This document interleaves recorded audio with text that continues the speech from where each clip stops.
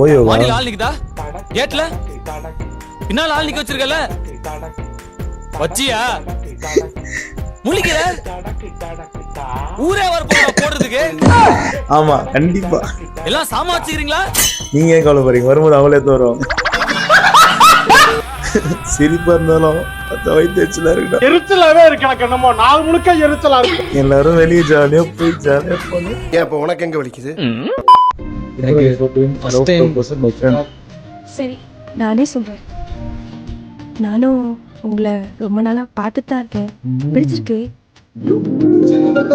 அதனால தான் சொல்றேன்.